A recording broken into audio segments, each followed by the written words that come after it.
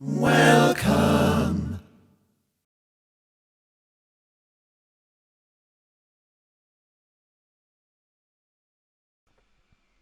Welcome.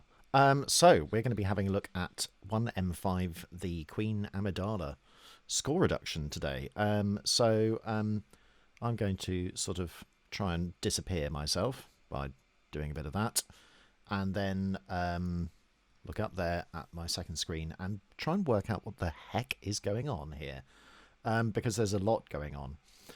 Actually, one of the things I was going to start with is actually this chord here that we've got. It's unusual. And in a way, I'm just going to take you through sort of some of the ways which I feel as though might work, or might be quite a good way of doing this. So let's just sort of play it. So we've got, in fact, E natural here. No, we haven't. We've got C. Looked like an E for me, to me, but my eyes need testing. So we've got that sort of augmented fourth flavour in there. So it sounds a bit like the harmonic minor thing that we've had before. And it's another way in which John Williams sort of flavours main chords, not just with one dissonance, but sometimes with two or even three, actually. And I like that sort of figuration. It just seems to work as well. And of course, the melodic aspect directly is related to the harmonic aspect. In other words, these notes pick out notes of the chord. In fact, in some cases, the exact transposition, sometimes a different, same letter name, but a different register. That's the word I was looking for. He does tend to combine melodic with harmony as well, especially when this is sort of, quite a mysterious chord. He's even written Mysterioso in the score, I think. Or if he didn't, he should have done. So there we go. And then we've also got various other sort of, I've picked out various notes as well, just because quite often he'll sort of use what I sort of tend to word as a seed chord. In other words, basically a primary chord, and then he'll make additions to that primary chord. But essentially, it's that flavour chord. This is one that I came up with, which is set for 19. And if we look at our little pitch class set cheat sheet, it's this minor with a major seventh chord. But it is found in two different varieties, and it's sometimes important to distinguish the two, because these are these sort of natural forms. So 0 being C, 1, 2, 3, and a 4. So 5, 6, 7, 8. So we've got that chord, which sounds very much like an alpha chord. It's very similar. It's almost there, but it's not quite. The alpha chord is just one semitone different here, 0, 3, 4, 7, which is the major minor chord, essentially. So this one has one tone different, and this is the 419B, which is sort of easier to identify really than 0148, which has that sort of Phrygian 01, 2, 3, 4, 5, 6, 7, 8. But they're very, very similar indeed. So if we sort of have a look at it here,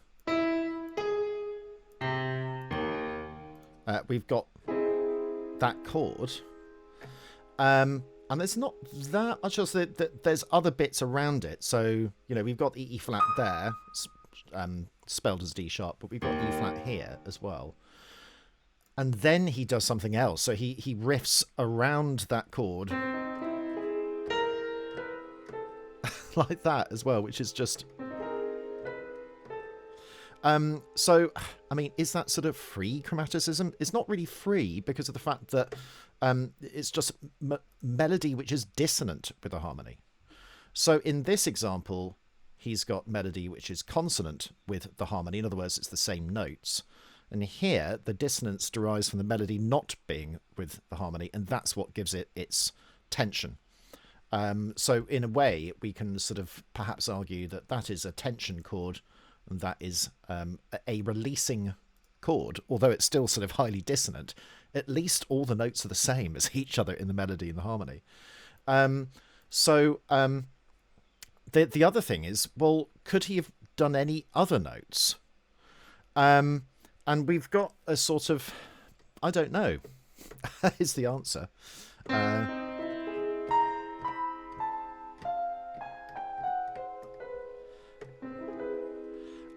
Yeah, it's interesting. It sort of seems to be a sort of, almost like a sort of augmented riff with some chromaticism. Because if we think about what the notes actually are, we've got C, B, so I'm just going down chromatically. Well, and the F sharp is sort of almost there. Where's the E gone? It's there. No, it's not. That was the C. Well, it's there. E flat. D? Is there a D in the house? Nope.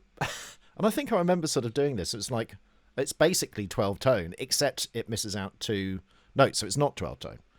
It's just chromatic. It's just chromaticism. And when I say just chromaticism, of course, it's sort of finely treated. Let's think of any other notes that he could use. That's with the D, so he could have done that. It's interesting. So having the harmony as a basis for what's going on here means that he's free to sort of virtually do anything over the top of it. It's just the same as any stable chord. If I just have a C minor chord here,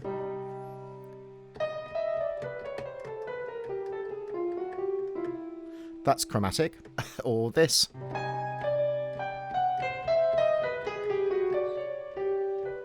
As long as I relax it on a release chord, in other words, where the note, the resultant end note of the melody will coincide with the harmony, which it does, then you can virtually do whatever you feel like, I think. So it's an interesting one. The question is, why those specific notes?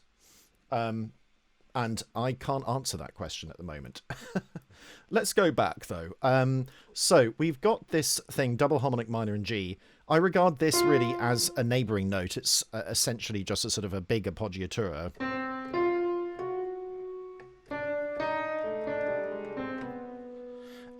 So we've then got G, A flat, B, C. Like that. So we've got a sort of harmonic minor type thing. It's set 722, so it's called double harmonic minor. It's just that you can rearrange the notes into any starting pitch and it will still have the same notes as the double harmonic minor. It just doesn't always start on C. Although, actually, weirdly, this instance it does. So we get that sort of harmonic, that sort of augmented feel. That's what I mean by that sort of raised 4th degree of the scale. Like that. And I think, in a sense, it's a questioning type of phrase. Like that. And, of course, the relaxation is the F sharp. The emphasis is on the F, but the relaxation is on the F sharp. And it sounds...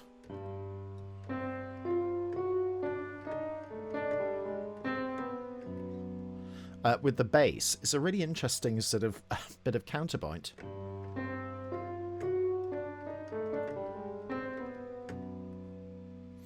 So it starts really with a sort of 4th, which is very dissonant, then a 7th, then a major 7th, then a 5th finally, but then it goes to a flat 6. So for a split second, we've got a sort of major 3rd at that point, whereas everything else pretty much was sort of dissonant, and then suddenly it changes anyway because the bass descends, and then the B disappears, and then we've got this chromatic descent in the bass with the E flat that's being held now.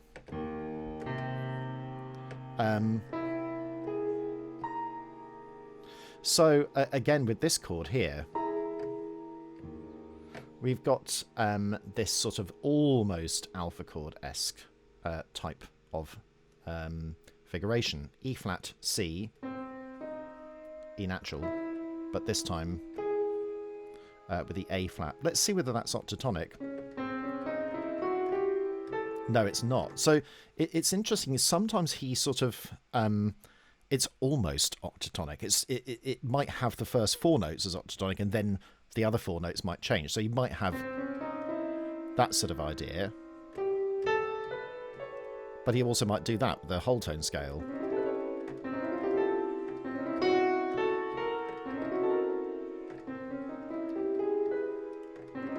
And so almost make it octatonic, but it's not quite.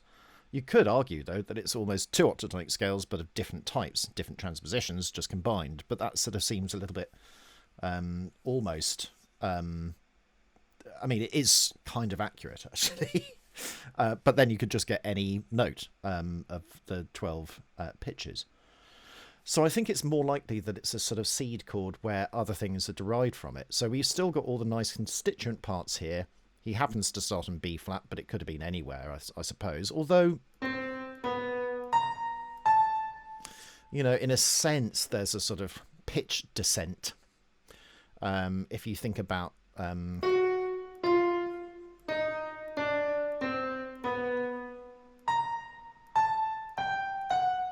like that, and it sort of keeps going lower. Really, really fascinating. And I particularly like this sort of alpha chord type sort of thing, where you would have, let's say, a diminished 7th, and then another diminished 7th, but a semitone lower than the original. Oh, good lord, there we go. Like that. And it means you can get all sorts of different chords out of it, which is really interesting, and he does use that quite a lot. But it's not quite that chord. It's just one chromatic tone away, actually, interestingly, in this.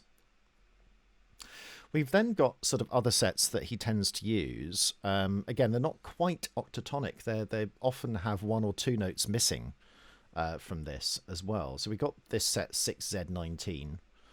And it's interesting, I did a sort of thing about this earlier where, you know, there are various subsets of each other here. So 721 is the superset, 6Z19 is some of those notes. Then 522, 417, 419, there we go, 419, 420 is also one of them, 48.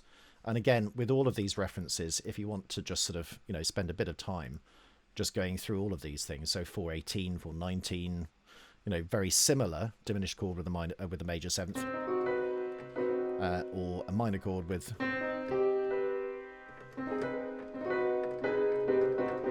they're sort of so similar. It's just one chromatic change, really.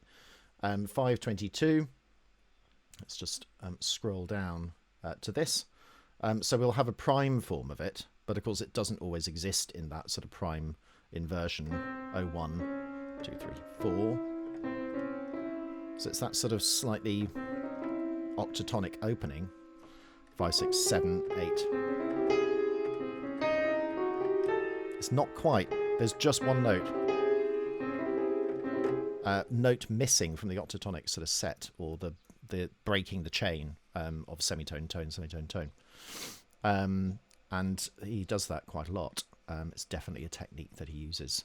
And I think that could be an interesting exercise, you know, just to sort of think about how, you know, one might actually be writing this sort of thing.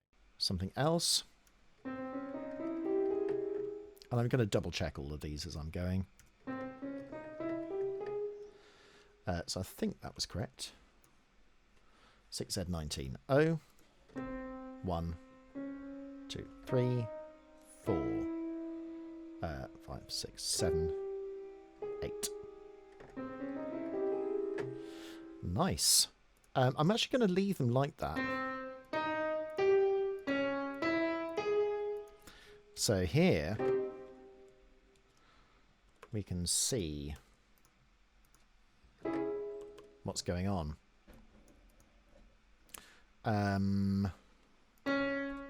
Let's do that. So yeah, we got 2 triads, a semitone apart, which is really interesting. Let's see what happens if I put one of the triads over the top of the other one. So like that. Ooh, that sounds mysterious. That sounds like Amidala to me. Yet again, you'll come before us, your highness.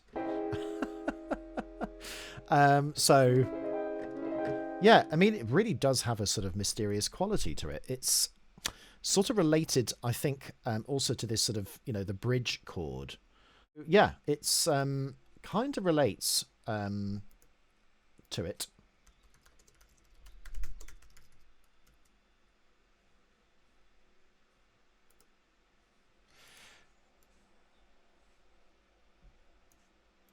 So, as I was saying, we've got that sort of semitonal interest, which is going on here as well. So 6Z19 with bass included, all found in previous cues. So in a sense, you can sort of explain a lot of these things because they're both semitones apart as well.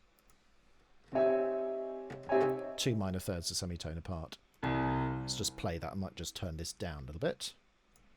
Here we go.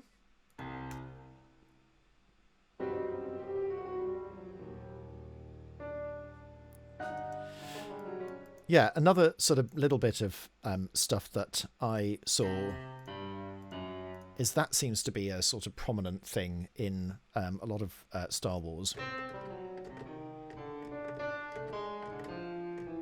Like a sort of subsidiary sort of empire or evil sort of theme at that point. So then we've got various other sorts of pitch collections here, which are lovely. They're sort of fragmented here. So again, we've got here. We've got sort of the tritone, and then we've got a semitone. It's sort of Maria from West Side Story. I mean, is that kind of related to this? It sort of is in the sense it's chromatic, and the fact that we've got that interval, which is also prominent, and the actual notes of G and F sharp as well. So I would probably argue that it is kind of related. It's just a chromatic set, of course, but, you know, 4 notes, it gives us set 4, 5. But there's no literal note correlation, but they're quite similar interval combinations. And I think that's sometimes, that's even more obtuse because they're sort of quite difficult to spot. But we can sort of tell that it's somehow related. The other thing that's interesting, of course, is that again, a lot of the harmony surrounding it, and it's, I guess, just dyadic harmony. We've got a G and an F sharp, like that.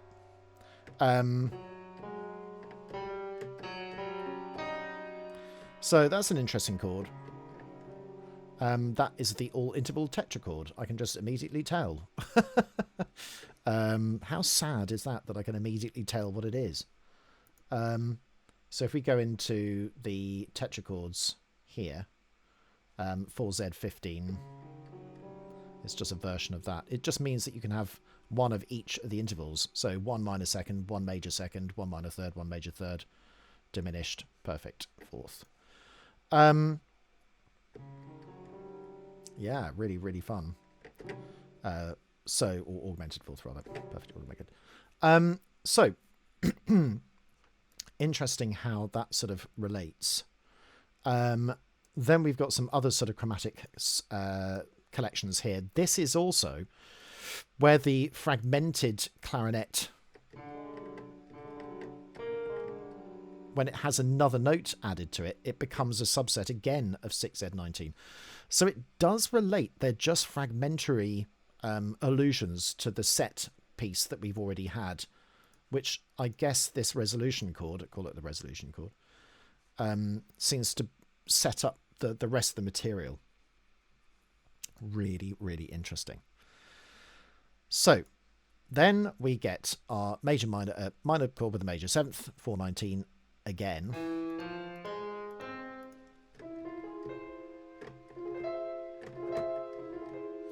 I just think it's quite... He doesn't tend to have it in a sort of root position, as it were. And even sort of sometimes he might have the sort of, you know, the bass sort of exemplified. Here, actually, he's got the middle note, the sort of the 5th of the chord, actually in the bass.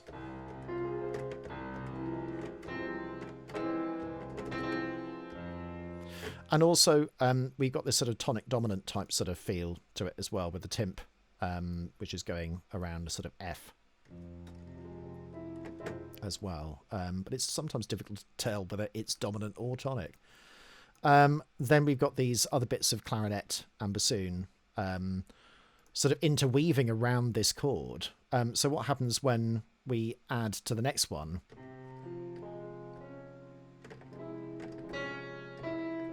It's just a riff on the same sort of intervallic structure. It's just that one bit was, I guess, it's E. We've still got the same notes.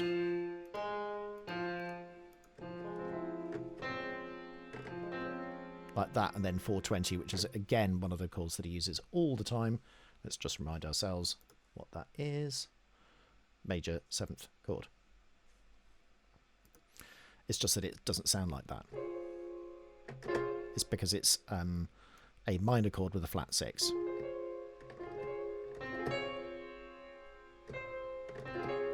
It's a really lovely chord, actually. And interestingly, you know, it's got a wide dissonance, but then filled in with a triad. Somehow it sort of tempers it somewhat. It also relates very much to the alpha chord in its intent. So the thing with the alpha chord is, so again, here we have diminished 7th. Let's just sort of put this up here, I think. At least I think it does anyway. So that's one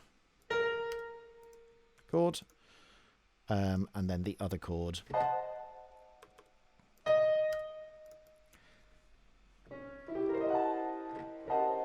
And the reason why it's interesting is because of this. Is that sort of major 7th feel. So I'm just going to highlight those. And also we get other notes as well. I think what I'm doing is not doing what I should be doing. So yeah. So often the intent of the alpha chord is that you get this sort of, you know, minor or flat 9. So it's, although it's not quite an alpha chord, it's kind of got the same flavour.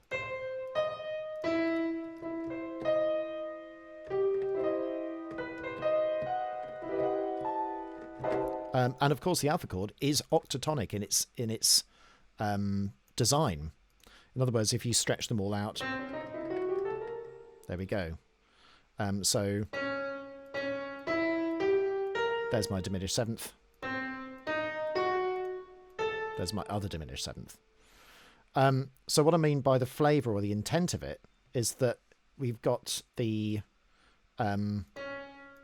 semitonal or sort of major 7th or flat 9 idea going pretty much all the way through this. So although sometimes they're really hard to spot, the way that Williams, I guess, uses that harmony is that he likes the dissonance and then accentuates it.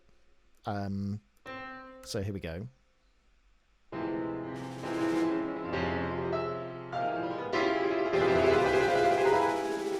So they're all pretty much related to each other. You know, it's not really a far cry from this set here, 721, which we've already seen is similar to the harmonic minor scale, but not quite. So we've got that little harp gliss, which then goes into... So very similar notes.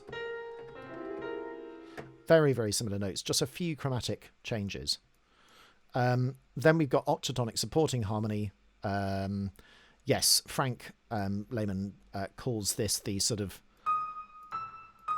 the remote piccolo.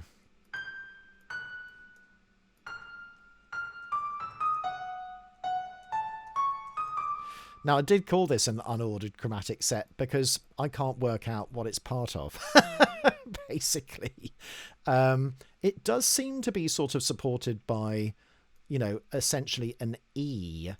But let's sort of dissect it a little bit more. So we've got this going so that we can really tell...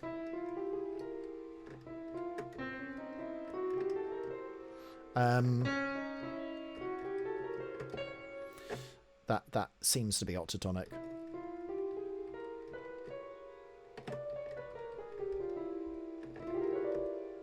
As well. Just starting on E. So we've got that going on. And then we've got this piccolo thing going around the very, very high bassoon. Whoa, it's real sort of Rite of Spring territory. And then this, which you just barely hear, actually. So I'm not really going to sort of give it a huge amount of credibility or credence because it's just not really heard. But, I mean, you know, could he have written any other notes? Well, he could, but he wrote these ones. So it's quite difficult to explain. So we'll go on to this. So that's all octatonic stuff.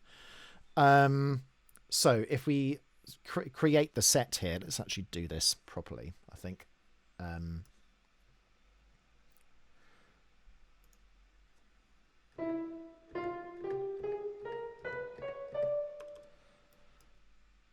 Semitone, tone, semitone, tone, semitone, tone, semitone. But just starting on E. So are there D sharps in it? No. This is the problem with doing this, if I do that. So I'll just stick on this. So D sharps, no, there are no D sharps. E, yes. Back to the D sharp. No, it's not there. C sharp, yes it is. So it's a deliberate... Now, could this be a deliberate thing? Where we have this idea similar to that. If that was just transposed down, let's try that. Would it work?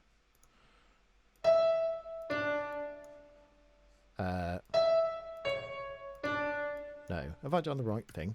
What did I do? Oh, major second, that's why. That's why. Let's do minor second.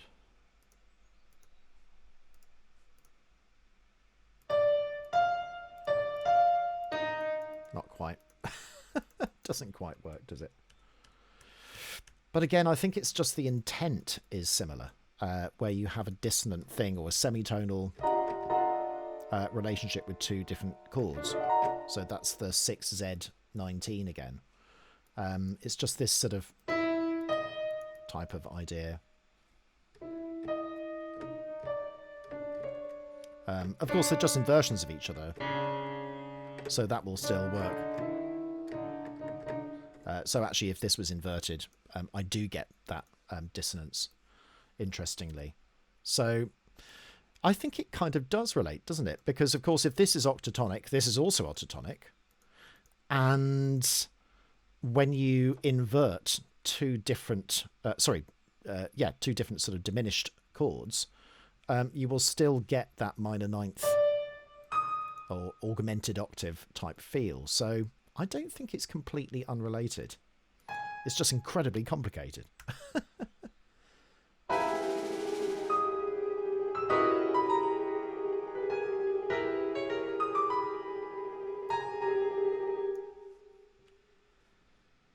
And then it just stops. Not sure what's going on there.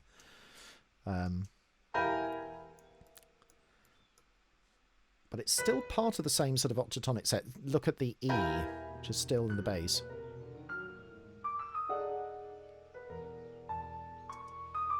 And then we've got all sorts of different things going on. So I actually went through each bar and just sort of ordered them in a seemed a sort of reasonably logical way of doing it. And to me, that didn't seem to be much sort of intervallic relationship between them.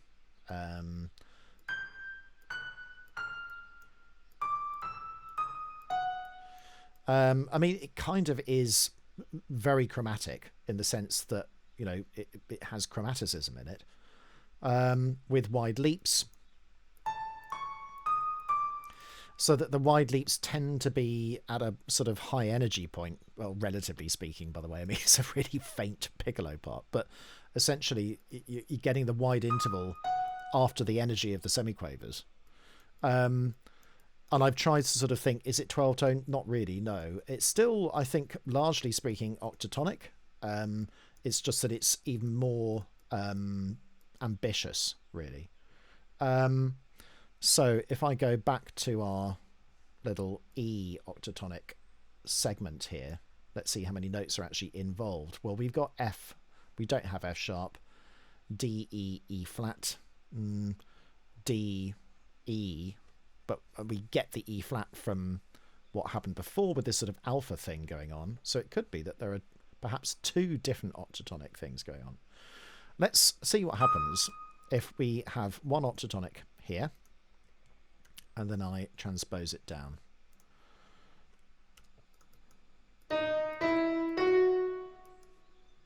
As well. So that's interesting. What am I doing? Sometimes I don't know.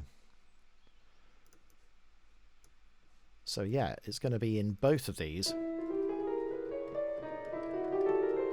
So, I mean, obviously you get all the sort of 12, you know, chromatic notes. Like that. Which is sort of, is that cheating or is it just mixed octatonic scales? One semitone apart. I think it could be because of the fact that it seems right. It seems octatonic in its intent. As I said before with this, even though they're not necessarily part of that octatonic set, let's call it set E, this one is part of sort of, you know, an E flat set. So, in fact, actually, what other notes are part of it? Let's have a quick look. In the E flat set. Ba-dum, da-dee, dee-dum. No, because as soon as it goes chromatic, completely chromatic, it sort of loses it. It goes to the D, borrows that, and then B flat's actually in both. B natural is only in this one. So you can see that it's pretty complicated. But I do seem to think that we have this octatonic, mixed octatonics going on.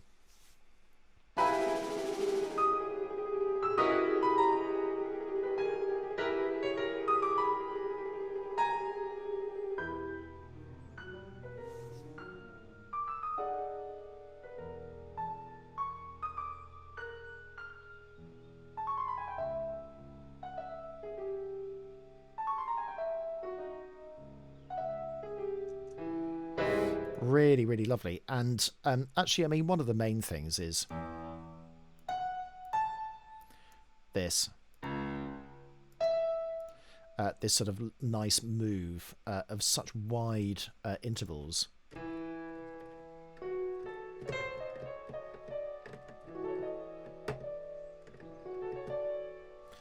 And then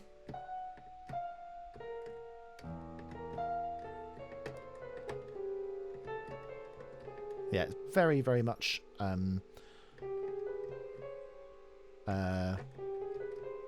sort of Yeah, I don't think that's right, this unordered chromatic set. I'm going to change that because this just feels like part of a sort of, you know, one of those sort of double harmonic minor type things. So actually, let's put it through our little pitch class set calculator and see what it comes up with. And then we'll be able to find some sort of relationship. So I quite like it when I'm wrong, actually. I'll just start at the beginning. So we've got an A, we've got a D flat, we've got a C, we've got B natural, we've got an A flat and a G. 6Z4. So it'll be mostly chromatic, is what that means. Which it is. 0, 1, 2, 4, 5, 6. So it's a chromatic scale without a major chord. 0, 1, 2. Sorry, without a minor chord. There we go. So it's mostly chromatic. It's just in the way that it's set up.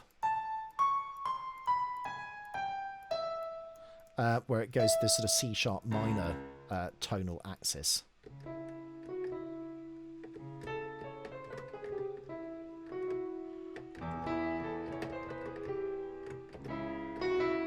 And again, that lovely minor third. I keep saying the word again. It really irritates me. I've irritated myself. So, yeah, down a minor third. That has connotations in all of Star Wars, of course. There we go. So then we've got another hexachord here, which contains 521. Now, if I go back to this, that was 522. So it's a slightly different one, but we have seen 521 quite a bit. Yeah, that is definitely something that he will use quite a lot. So let's again go back to... I think sometimes with all these numbers, it just gets a little bit confusing from time to time. And there are different versions of it. So this one, 0, 1, 2, 3. Let me just try and pick some notes here. Here we go. So 0, 1, 2, 3, 4. So again, it has that sort of alpha chord quality. 5, 6, 7. It definitely has that. Yeah, it's an alpha chord, but with a flat 6. So lovely. And we have that going on. 6Z19. All of these are chords that we've seen before. So we're now back into almost comfortable territory by this stage. In fact, let's go back here.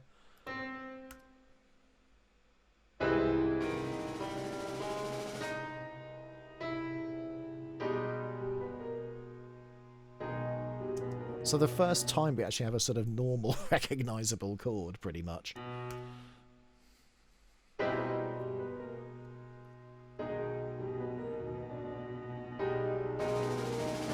So we'll see very clearly that 3/3 is part of 521. So it's still part of that that whole sort of harmonic set or superset. Here we go. We'll carry on.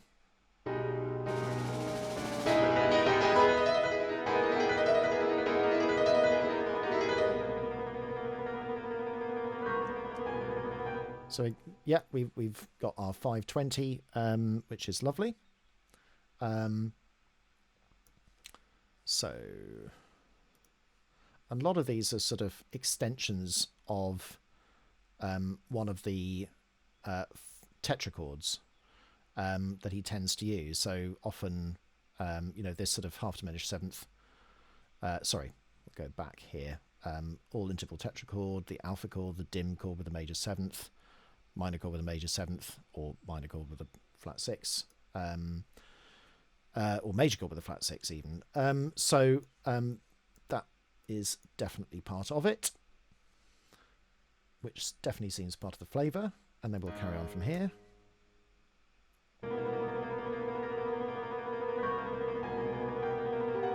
Just chromatic.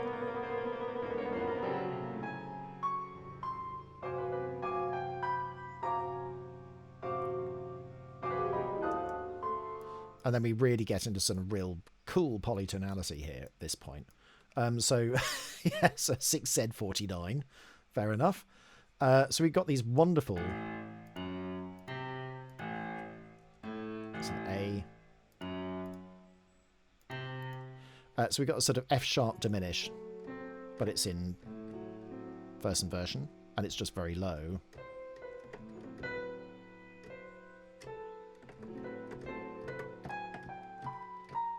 With sort of little chromatic alteration to some of those notes, which are not necessarily part of that chord.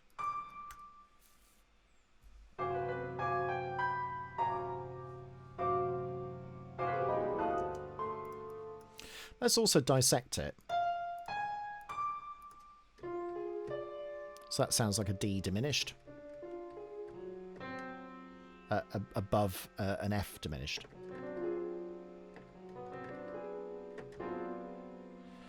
So it's a polychord, and it's spicy as anything, isn't it? So here, sorry. So we got, you know, one of the normal sets, again, above a, below an E flat diminished, E flat augmented, which is 620. And then we've got this extraordinary chord here.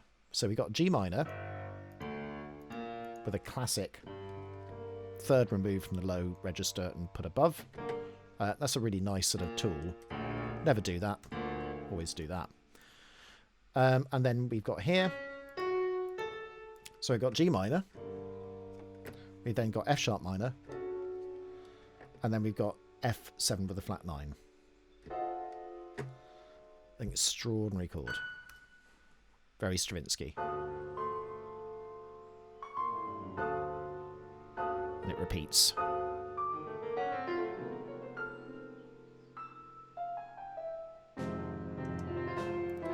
And then even more of an obscure chord here, where we just got a massive collection of sounds. Let's just have a look at that.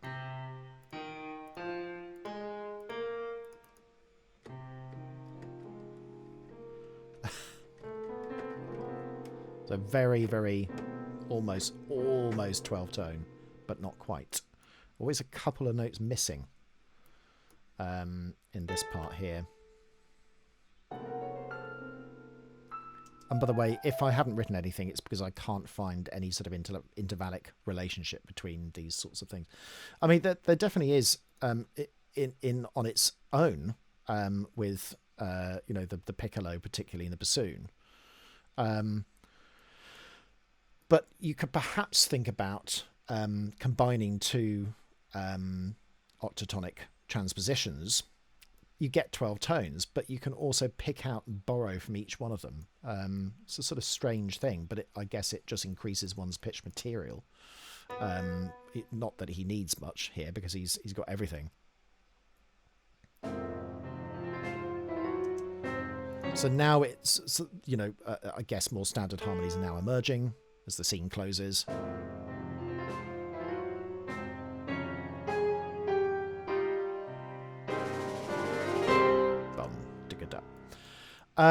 Brilliant. And then it goes into the droid army cue, which I'm probably going to do. I know that Brad has done a really excellent review of that, but I just sort of thought, actually, we're continuing this sort of pitch class set stuff, trying to sort of decide what is octatonic, what isn't necessarily octatonic, what's almost octatonic, and all of the subsets of that as well. So this one's really complicated. It has all of the characteristics that you would normally find in each of the cues that we've had before. So we got, you know, 721, 6Z19, 522, 417, 19, 420. All of those are subsets. So it's definitely got all of that. But then it's got this huge sort of polyoctatonicism, should we call it, later on. And then true polychords here, where we've got G minor, F sharp minor. Notice how they're spaced out in those chords. They're not just sort of suddenly combined in the same register. They're separated out. Here we got G minor definitely in the bass. I guess you could say there's a sort of a ninth there, but also that the semitonal relationship and another semitonal relationship where you've got that over the top as well. And semitonal relationships, as we've seen, form the basis of a lot of Williams's more atonal, or what seems atonal, style. So it's not serial, it's just combined chords which usually are a semitone apart. And even the octatonicism seemed to be a semitone apart. So you had this like that, and then as well. So you get all the 12 tones of the chromatic, pitch collection, but they're kind of octatonic in their intent. And I think that's the thing that I was pointing out. A lot of them come from the combination of alpha chord, where you get this idea as well. Again, semitonal relationships. So I think I will leave it for that for the day. And then if anything crops up, I might do a sort of subsidiary one before moving on to the next cue. But thanks for watching, as always.